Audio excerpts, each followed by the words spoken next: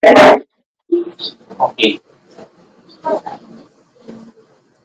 so we have PFRS 16. So ang standard governing leases is PFRS 16 leases. And before, ang tawag sa kanya or standard sa kanya is PAS 17. Pero na nagkaroon na ng revision sa ating PFRS, naging PFRS 16 na siya.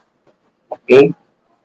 So the nature of leases, diba, is leases is a contract that conveys the right to use underlying asset for consideration. Ano ibig sabihin nun? Ibig sabihin, gagamitin mo yung isang asset kapalit. Okay, bibigyan ka ng right to use yung isang asset kapalit ng consideration. So magbabayad ka. Okay, here, I think meron tayong illustration dito. Ay, wala. Okay? Wala. Ayan. So lease is a contract that conveys the right to use an asset for a period of time in exchange for consideration. And there are two parties involved when it comes to leases. We have the lessor and the lessee. When we say lessor, siya yung nagpaparent, siya yung may-ari, siya yung nakaka-receive ng payment, di ba? Siya yung may-ari ng property or yung asset na subject for lease. And si lessee naman, on the other hand, is the one who uses the asset and the one who makes the payment. So, for example, nagdodorm ka, okay, kung nagdodorm ka, ikaw yung lessee, ikaw yung mag-rent ng property. And then, magbabayad ka ng lease payments o yung rent payment mo na babayadan mo sa lessor, which is yung may-ari ng ating property. No? Kailan ba masasabi na meron tayong lease? Okay, nagkakaroon ng lease if mayroong right to control the use of the asset at meron tayong identified asset. Okay? Kailan masasabi na meron tayong right to control the use? Right to control, ibig sabihin meron kang right na i-control yung asset. Nasasabi lang yun kapag you have the right to obtain substantially all of the economic benefits. Ibig sabihin, ikaw lang yung may exclusive use when it comes to that property. Na i-enjoy mo yung economic benefits. For example, nagdo-dorm ka. So, once na nag-dorm ka, di ba, you have the right kung ano gusto mong gawin to the property. Di ba, hindi lang siya about sa boarding house, pwede rin na when it comes to business. For example, yung isang parcel of land dyan sa may Takpuag, ni-rent mo, okay, ni-rent or ni-lease mo, para ni-lease. So, nung ni-lease mo yung land, you have all the rights kung ano yung pwede mong gawin doon sa land na yan. Kung gusto mo magpatayo ng building, okay lang. Kung gusto mo magpatayo ng bahay, okay lang din. Diba? So, depende na yun. So, ano yung magiging usapan nyo sa contract. Pero generally, when it comes to right to use, you have to obtain substantially all the economic benefits. Or, in layman's term, you have the exclusive use of the property. Next, right to direct the use. Yung pala, right to direct the use of identified asset. Yung pala yung sinasabi mo, how, use, and what purpose. So, paano mo siya gagamitin and for what purpose mo siya gustong gamitin. So, right to direct the use. Una, exclusive use. Meron kang karapatan na gamitin yung property and meron kang karapatan kung saan at para saan, kung paano mo gagamitin yung ating asset. Right to obtain substantially all and right to direct the use of the identified asset.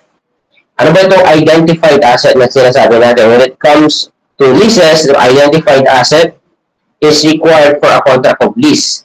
It may be explicit or implicit. For a portion of assets, it must be physically distinct. Ibig sabihin, pwede mo siyang i-identify separately and distinctively. Ma-identify mo kung anong asset ba yung talagang pinapalist sa'yo. Kasi kung hindi mo siya kayang i-identify, then wala tayong identifiable or identified asset. And if supplier has substantive substitution right, there is no identified asset. Ano yung sabihin ng substantive substitution right? For example, sa mall, diba nandun pa sa mall, isa kang tenant. Diba ang tawag doon sa mga nagre-rent sa mall is tenant. So, umoccupy ka ng isang property or space na doon ka magtitinda ng, kaya sabihin natin, chicken. Magtitinda ka ng chicken doon sa isang, sabihin natin, ito yung mall, yung square, diba? Yan yung area kung saan pwede mag-rent. So, ikaw, dito ka sa part na yan. Diyan ka magbibenta ng ating chicken. So, si supplier, lessor, nilagay ka dyan, di ba? Kailan mo masasabi na merong leases? If you have to obtain substantially all the economic benefits. Ibig sabihin, pwede mong may enjoy mo lahat ng economic benefits, the right to use, and free ka na kung ano yung gusto mo gawin, for what purpose, yung for the purpose of selling chicken. Yan. So, meron tayong right to control. Identify natin kung merong identified asset. Required yun sa contract, and for portion of asset, it must be physically distinct. So, dito, physically distinct. Ngayon, if yung ating supplier o yung lessor natin is meron siyang right na paalisin ka, yung nagkakataon natin substantive substitution right, walang identified asset. For example, dito, di ba, nilagay ka dito, tapos the next day, pinaalis ka, pinalipat ka dito. So, ibig sabihin, kung merong substitution right, alis ka dyan kasi may bagong magre-rent or magre-rent dyan yung bagong tenant, pinaalis ka, ibig sabihin, meron siyang substitution right. Meron siyang right to substitute, palitan ka. Ibig sabihin, walang identified asset. So, gano'n na, walang identified asset if merong substantive substitution rights. And then, yung lease term na tinatawag natin, pag sarabing lease term, yan yung period kung saan i-rent mo yung property. Non-cancelable period for which lessee has right to use. And, meron kang option, dalawa yung option mo when it comes to the lease term. Meron kang option to extend or option to terminate. When you say option to extend, ibig sabihin, you have reasonably certain to exercise na i-extend yung property mo. Ibig sabihin, ang usapan nyo ng una is 5 years. 5 years kang mag-rent. Ngayon, yung ikaw, meron kang right to extend. Ibig sabihin, for 5 years, gagawin mo 10 years. Diba? Extend ka ulit. Pero meron din option to terminate. Kung feeling mo hindi na worth it, hindi ka lang kumikita doon sa space or doon sa property na inilis mo, you have the option to terminate or reasonably certain not to exercise anymore the right to lease, diba? So, ito-terminate mo na yung ating lease. Okay? So, yan. Yan yung nature ng ating leases. So, more on rent. Nag-rent ng mga property.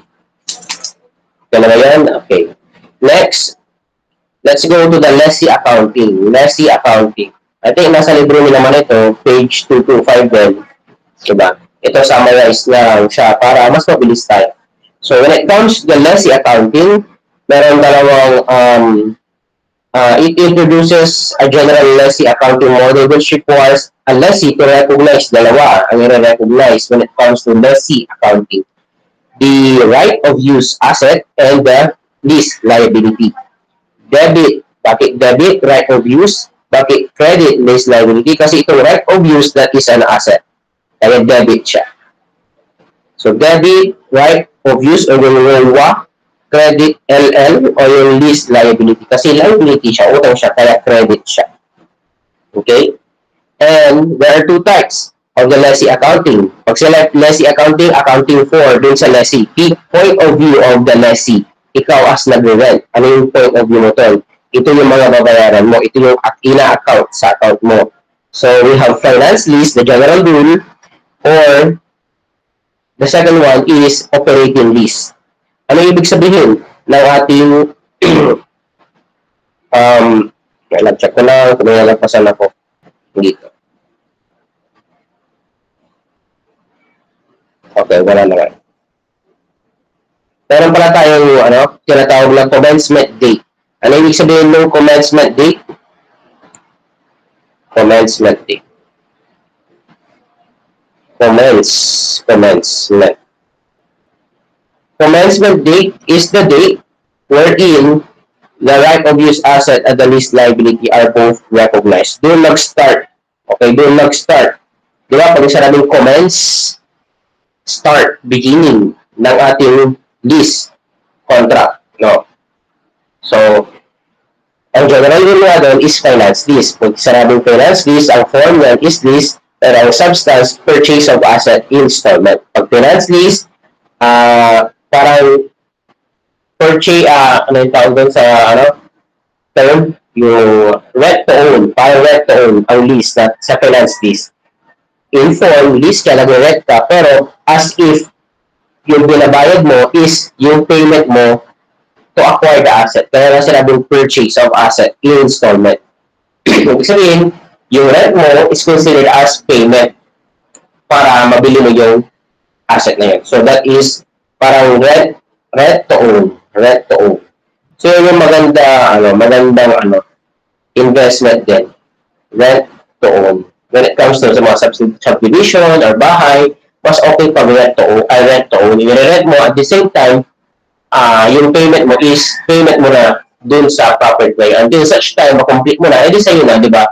So, rent to. Kung nag-rent ka, parang sa'yo na rin yung asset. And then the other one is the operating lease, which is, dalawa siya, yung operating lease. Pwedeng short-term or low-value lease. Pag sinabing short-term lease, it is acquired within 12 months. Okay? Lease term of not more than 12 months pala. Hindi siya acquired. Lease term of not more than 12 months. And then kapag low value asset, based on judgment. Okay? And dun sa ating lease liability, unahin natin yung lease liability, meron tayong mga kino-consider dyan na accounting for lease liability. Dito tayo para mas summarize. Ayan. So, we have the initial lease liability. Initial lease, okay lang. Ayan. Yung initial lease liability, ito, ang formula niyan is lease payments times the PV factor, which is, magagamit natin dito sa 5. Ano yung ating mnemonics? FVGO, which is fixed lease payments, variable lease payments, guaranteed purchase option, and O is, nagkabaliktad lang itong dalawa, yung 3 and 4, pero yung mnemonics natin, nagkabaliktad na siya. And P is penalty. Ano yung fixed lease payments? Yung fix, yung amount na babayaran mo. Pag sinabing fix, ibig sabihin annually, pare-parehas, fix na, di ba? Fixed lease payments, yung yearly or annually na binabayaran mo or monthly, depende sa usapan ninyo. Pinocompute yan as lease payments times the PV factor. Paano pinocompute yung PV factor?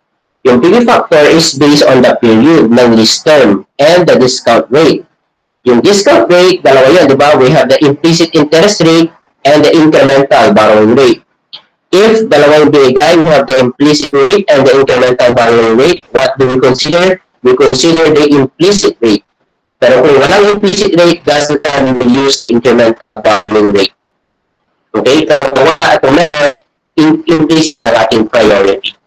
So, pag ginagawa present value factor na, we have the value of single payment.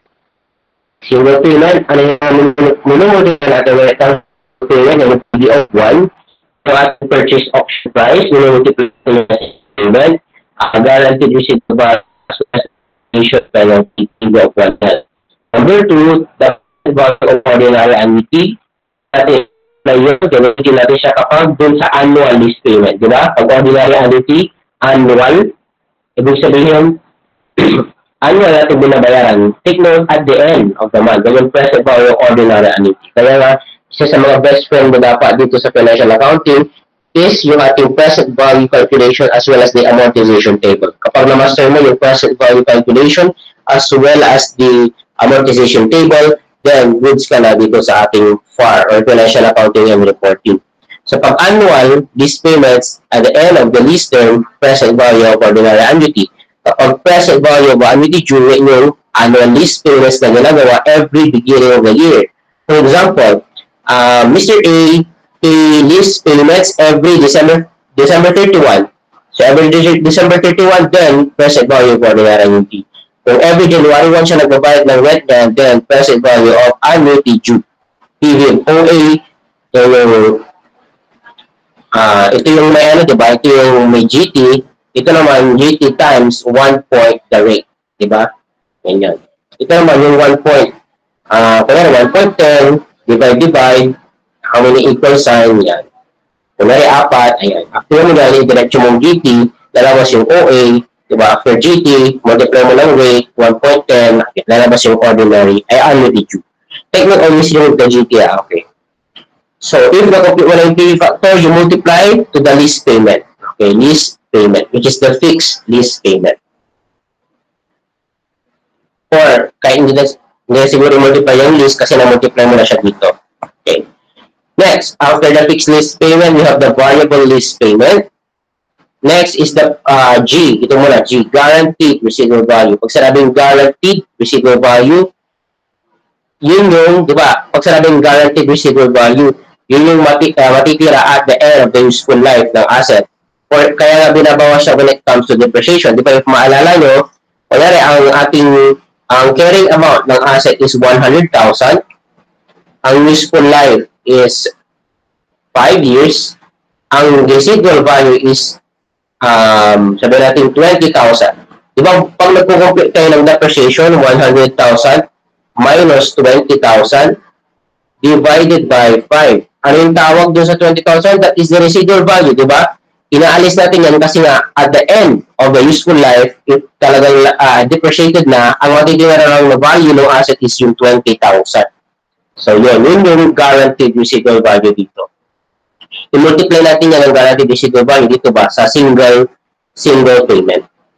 After the guaranteed residual value, we have the purchase option price.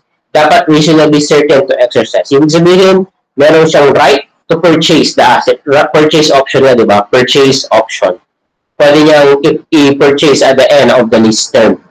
And then, termination penalty. Only if the lessee is reasonably certain to exercise the termination option. Ito-terminate na yung ating lease. So that is for the lease liability, FB-GO. After mo compute yan, after mo compute yung FB-GO, we'll compute the right of use asset. Right of use asset, yung na-compute yung lease liability, ilagay mo dyan the present value of the lease liability, karugtong na, plus, okay, plus the advanced payments, o yung tinatawag natin any lease payments, page 102-5, any lease payments made at or before the commencement date, less any lease incentives received.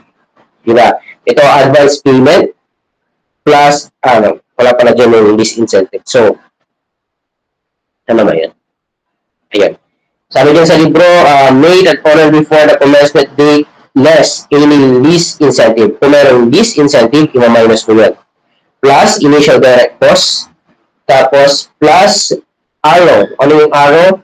Asset retirement obligation that is to be incurred by the lessee in dismantling and removing the underlying asset. Other term for arrow is estimated dismantling cost. Tapos ito yung lease bonus or yung lease incentive, minus. Ay, minus. Ito rin. Lease bonus paid pala, Okay, so, initial lease payment plus initial lease liability plus advance payment plus initial direct cost plus dismantling cost. So initial measurement, that is the initial measurement of the right of use asset. Excluded for the right of use asset, yung binanggit natin, security deposit at saka leasehold improvement as well as the lease incentive. Lease incentives.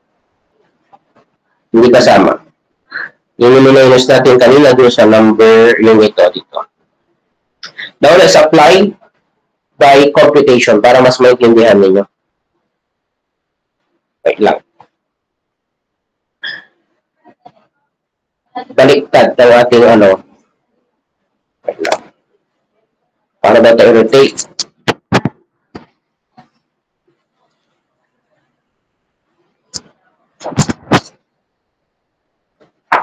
Baliktad din sa kabila. Hindi ko ma-rotate kasi itong screenshot ko na lang muna. Define benefit obligation, wala. Ano ba yung leases dito? Ayan, leases.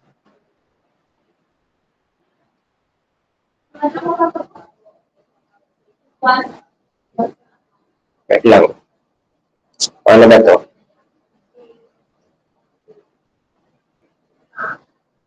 Wait lang ah. Kasi awat yung ano is hindi po complete ng right of use at saka stability lang. Ano pa parang problem? Yun na lang pala.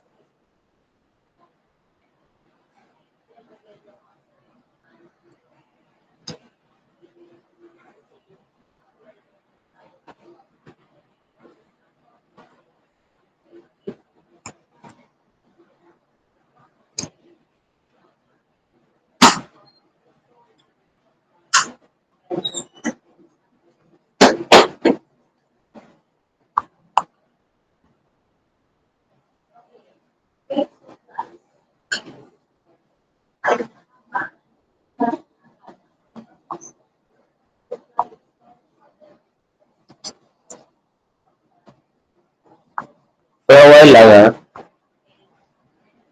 Ako lang yung run out na compute natin. Okay, ito na lang. Mas okay pala to. Ay, okay. Hindi na ako nagpa-sit work. Saka na.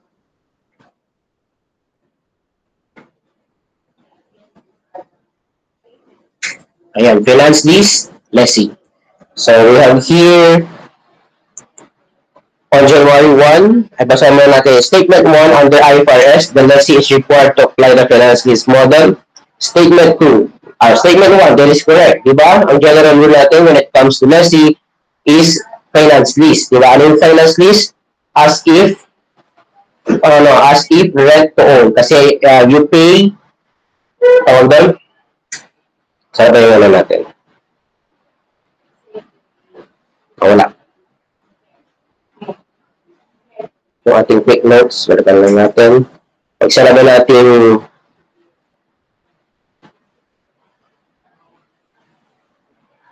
ito. Saan ba yun?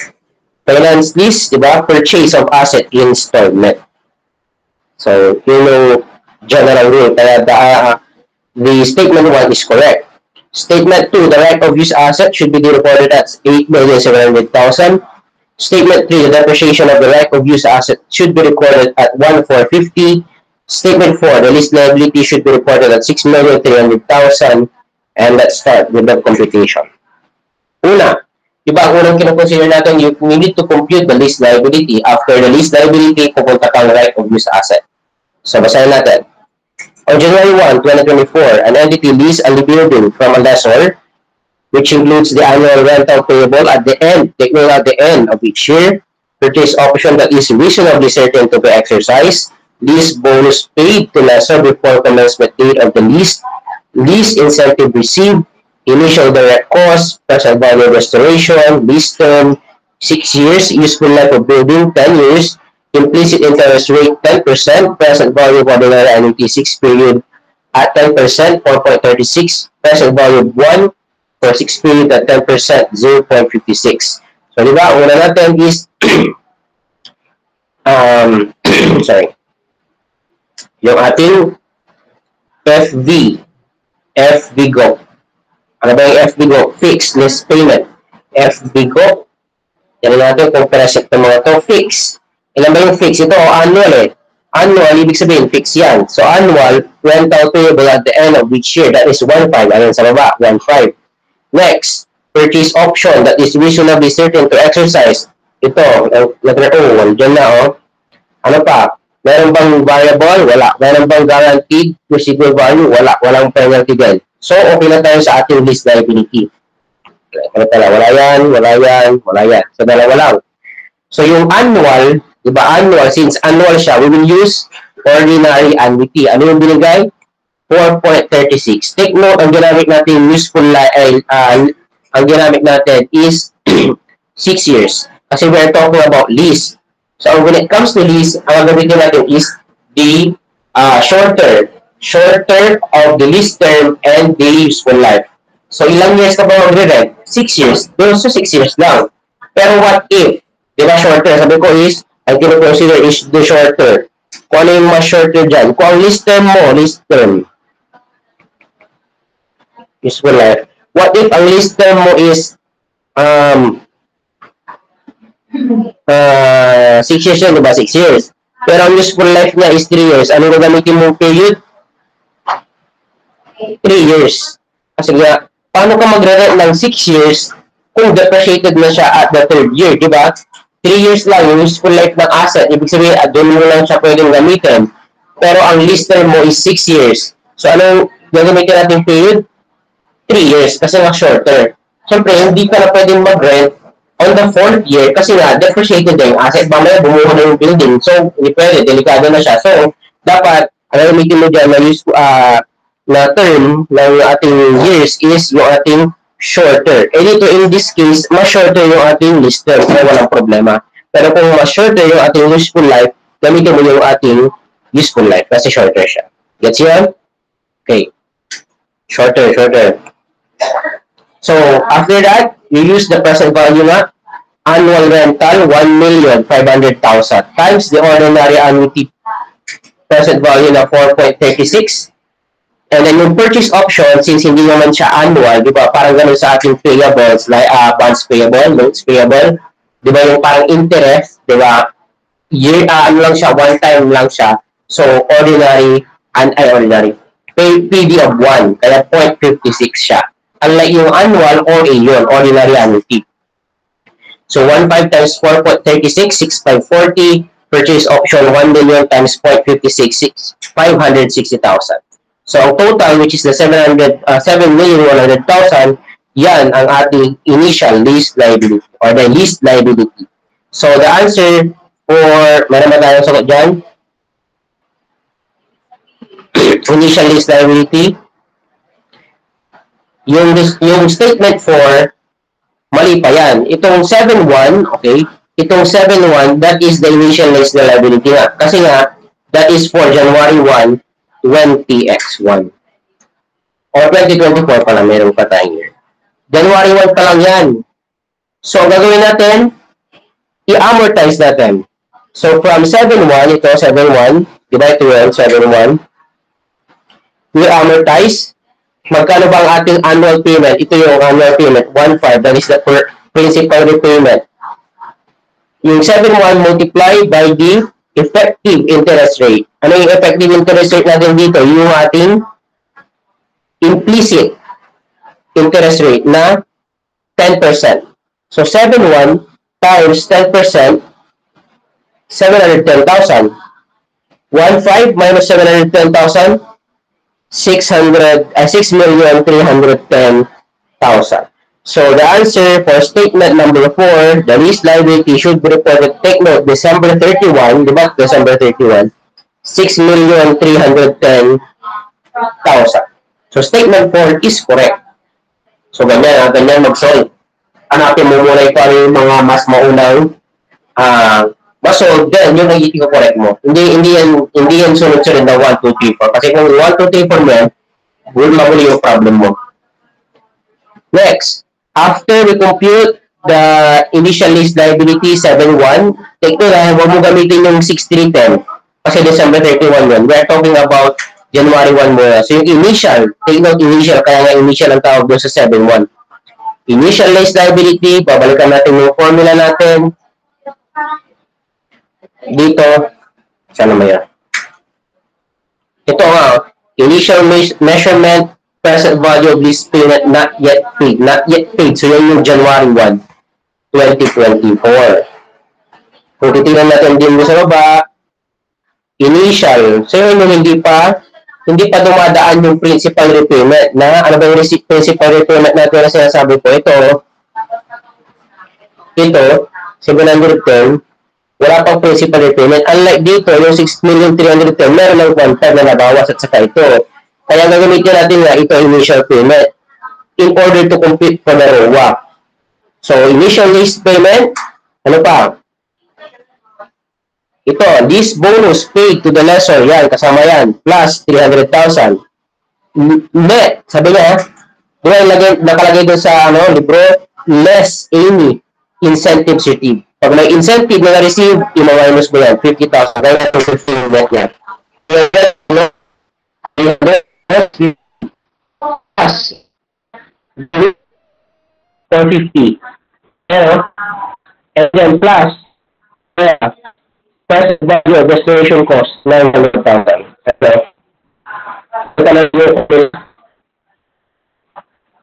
Ayun, list, initial list advance list payment, net of list incentive, minus na natin, initial direct cost, estimated resulting cost, dinagdag ko na. Kung may bonus, idagdag mo rin yan. Pero dito, wala naman tayong bonus. Nagets nyo yan, nagets nyo? Ayan, same lang dyan, no? I-apply natin sa problem. So the answer for the ROA is 8,700,000. Statement number 2 is correct. Statement 3, the depreciation of the right-of-use asset should be recorded at 1,450,000. I-depreciate down natin. How will we depreciate? Using the useful life, diba? Useful life. Kasi when it comes to depreciation, ang kinoconsider natin is yung useful life ng building, diba? So, 8,700,000, hindi mo gagamitin yung 6 years kasi yun yung lease term for the purpose of computation ng lease liability. Pero when it comes to depreciation, you will use the useful life. Kasi yung useful life na yung basis, diba? Yun ang basis ng ating depreciation, useful life of the assets. Hindi naman natin binanggit sa PPA natin na lease term, ang natin is the useful life. So, 8,700,000 divided by 10 years, the answer is 870,000. So, the answer for statement 3 is wrong kasi hindi siya 1,450. Siguro 6 years ang ginamit niyan. So, gamitin mo 10 years, 870,000. Statement 3 is incorrect. So, the final answer is letter B.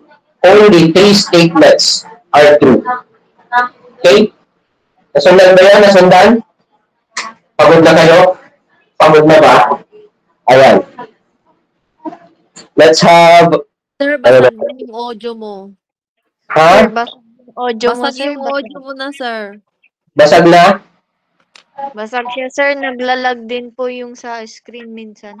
Naglalag. Ilang. Nagbabasag na. Siguro nag-disconnect. Internet mo ata, sir, yung problema. Hello. Ayan. Basag pa rin? Hindi na, sir. Pero medyo. Masyadong malapit. Nasundan nyo. Ano yung part na hindi nyo nasundan? Ulitin natin.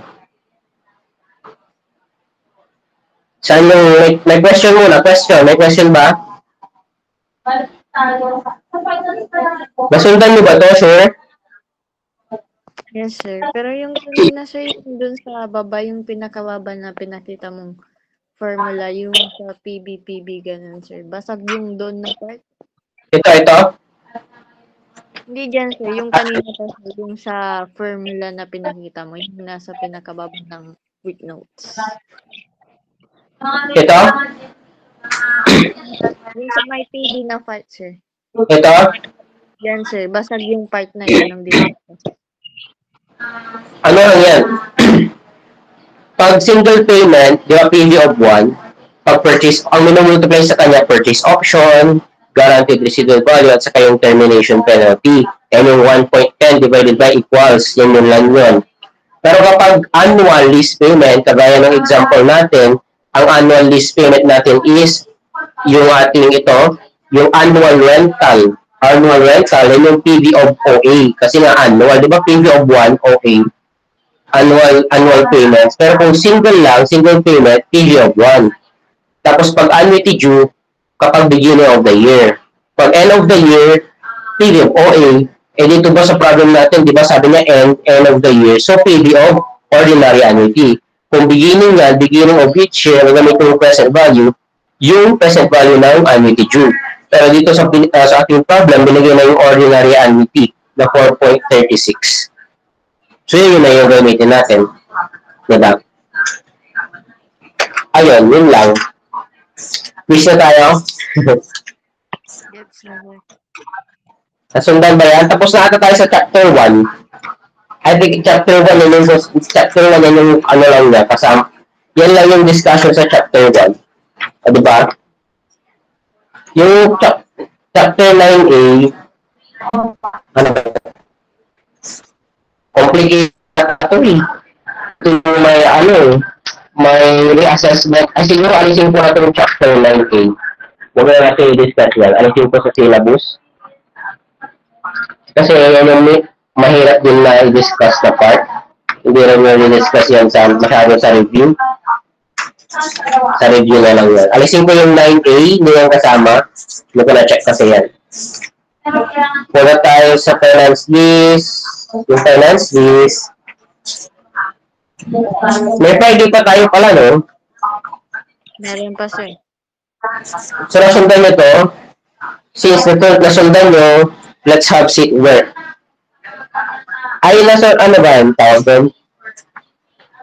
Hindi ko pa pala na bigay answer key sa para kailangan ko ng sport activity. So, wala. Yun lang naman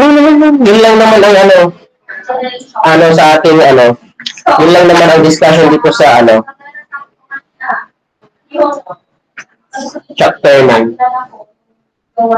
Sir, yung answer sa book po, hindi mo po ibibigay. Yung answer key? Opo. Ngayon na, gawin mo muna yung sit work and then i-release ko na lang para may activity tayo.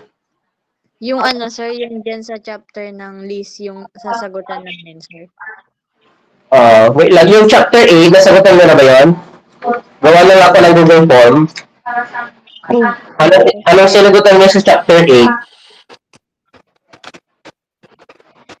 Wala ko sinabi, sir. Wala pa? Sige, sagutan niyo yung muna. Yan lang, check ko lang.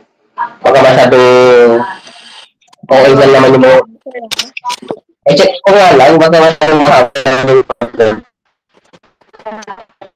Wala pa.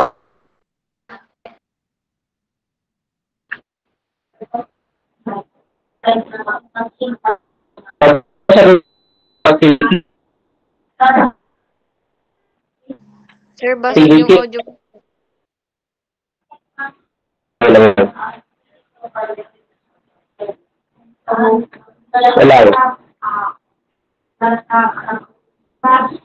Hello. Sound check. Basag pa rin. Okay na, sir. Okay na.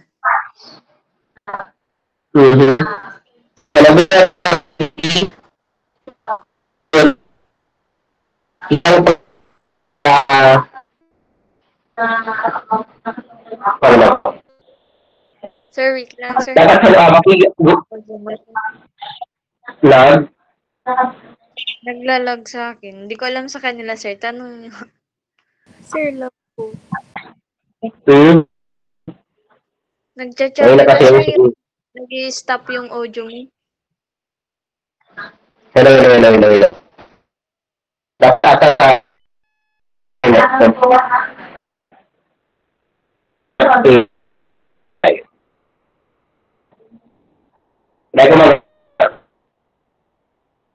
Sir, basag pa rin, sir.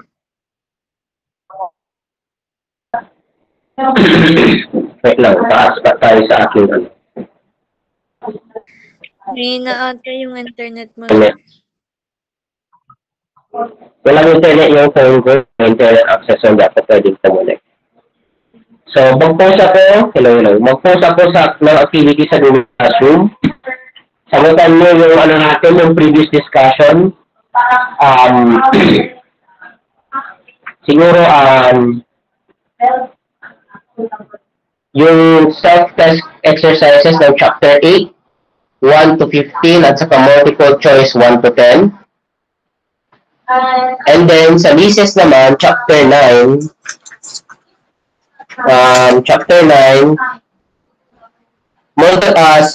true or false 1 to 15, and then 1 to 15 na MCQ. Ganon. Tapos, sa Friday, since last topic naman na natin to, activity tayo sa Friday. Activity na solving naman tayo. Para mas enhance yung And then, exam, next week, exam na pala.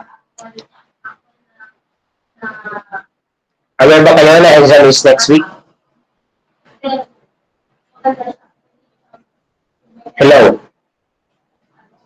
Ay, wait lang, mag-stop record lang.